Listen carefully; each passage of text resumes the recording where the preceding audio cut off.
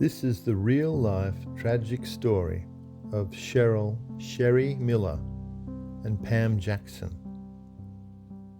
It was a normal Saturday night in Vermillion, South Dakota, May 29th, 1971.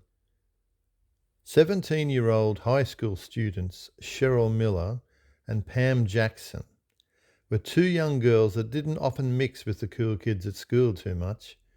But like every other teenager at the time, they were always on the lookout for opportunities to socialize with other people their age outside the usual confines of school or church. Vermillion, South Dakota, in 1971, was rather a small town in Clay County with a population of around 10,000, and today it's not much bigger. So, when the girls heard about an end-of-school year party at a gravel pit near the north towards the town of Beresford in Union County on that fateful Saturday night, they made plans to go there and have some fun. To her friends, Cheryl Miller was simply known as Sherri and was the daughter of Melvin and Helen Miller. Sherri came from a broken home with a lot of alcohol and dysfunction there, so at the age of 16 had moved in with her grandparents in Vermillion. It wasn't long before she was learning to drive, and by 1971 was regularly borrowing her granddad's beige 1960 Studebaker Lark sedan to spread her wings a little and hang out with her friends. One of those friends was Pam Jackson, who was the same age and the youngest daughter of Oscar and Adele Jackson, who resided just outside of Vermillion. Pam was born when her mother was 38 and her dad, Oscar, was 43. So by the time Pam was 17, her parents were 55 and 59, quite older than most other parents in the area. 3 high school boys were the last ever people to see both Sherri and Pam alive. As the young lads chatted amongst themselves in the car park of the Garryowen Church in Vermillion on the night of Saturday the 29th of May 1971, at around 9:40 p.m, a beige 1960 Studebaker Lark sedan pulled up, and a couple of girls inside wound down the window and called out to the boys. "Are you guys going to the party at the gravel pits? We can't find our way there," they said. Apparently they had tried to find the party earlier without success, and now were hoping to get directions from the boys. The guys all thought it odd that these two quiet girls were looking to go to a keg drinking party out at the gravel pits, given that they ran in completely different circles than the boys, who were usually at every party in the area and popular with almost everyone. One guy gave them the rather complicated directions and got a couple of confused looks in response. "Well, you can just follow us out there, I suppose," one boy said. "Sounds great," the girl said, smiling back at him.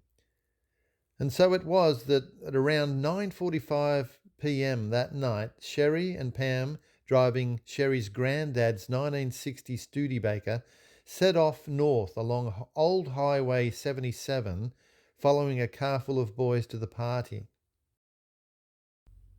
After 3 or 4 miles down Old Highway 77, one of the boys in the back seat turned around to see the Studebaker's headlights following them after they'd made a turn onto a dusty dirt road that went up and down like a roller coaster.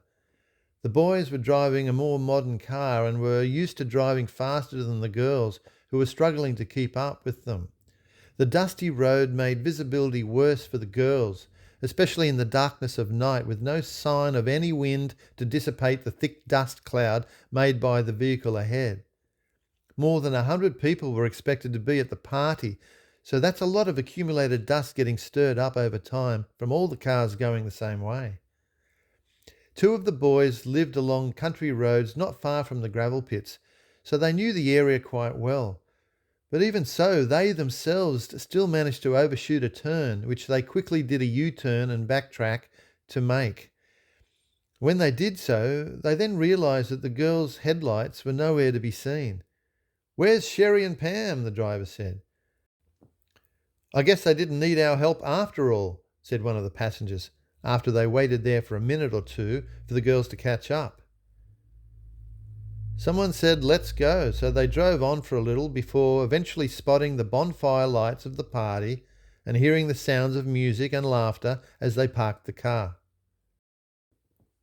It was the end of school with friends all around, so Sherri and Pam's absence wasn't really on their minds once they mingled and started enjoying the party scene. It wasn't until much later that their chance encounter with the girls in the car park that Saturday evening would haunt them and the region for decades to come. Days turned into weeks and weeks into months with no sighting of the girls. Their parents had reported their disappearance the day after, but as time went by, hopes of finding them alive faded ever more. The local sheriff at the time when the girls disappeared only attempted to talk to one or two of the boys that were the last to see Sherri and Pam that night. Every other classmate that knew them, of which there were about 70, were never even spoken to by police. The Jackson family had a strong connection with friends via church, and Pam's loving father, Oscar Jackson, regularly used to drive those lonely dirt roads in vast countryside, looking around roadside ditches and other spots for any trace of the girls or the old Studebaker. He tried for years in desperation out of sheer love for his missing daughter and her friend. In the first few days of the girls' disappearance, the Vermillion Sheriff's Office issued a request for aid bulletin to alert the public of the need for helping to find the girls. In that announcement, Pam was reported to have been last wearing a white blouse and blue jeans, carrying a red plaid shirt. Sherri was wearing an old sweatshirt with distinctive red, white and blue bell-bottomed trousers.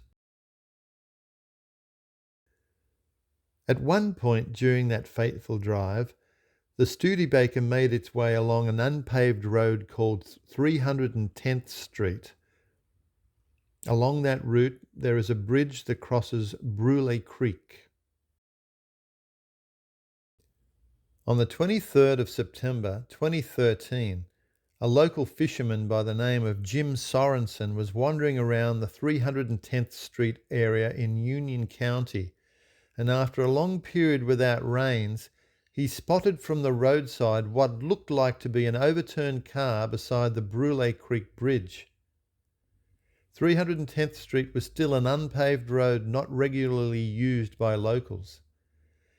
Jim just happened to be passing by the creek that day, and when he saw the wheels of an old car protruding from the water, he made a phone call to report the find to local authorities. The overturned car had its tyres and part of its undercarriage just visible on the water's murky surface. Police were called in, and they carefully lifted the mangled car from the creek. It was a 1960 Studebaker, and there were skeletal remains inside.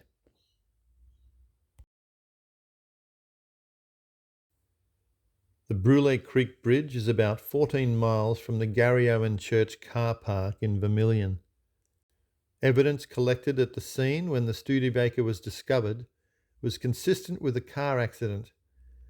Forensic pathology and anthropology investigations, which were subsequently conducted, indicated no type of injury that would be consistent with foul play or inappropriate conduct. The Studebaker was also in third gear when it entered the creek, and the switch of the car's headlights indicated that they were on. These factors indicate that the two girls died of an accident or drowning when the car plunged into the creek.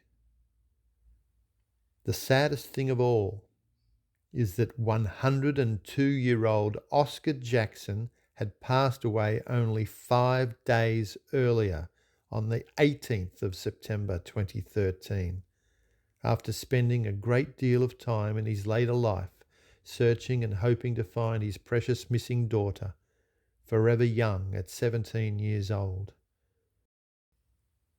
Had law enforcement done a more complete investigation from the beginning in 1971, maybe, just maybe, they would have retraced their steps a little bit more thoroughly and perhaps looked beside the Brule Creek Bridge. Instead, they focused most of their research on the pursuit of answers from a suspect who resided on a nearby farm. When we think of how much life there is to live beyond the ages of 17, and what life would have been like for them maturing from their teens into their mid-20s by the late 1970s, it's rather heartbreaking that they were denied the experience due to this unfortunate accident.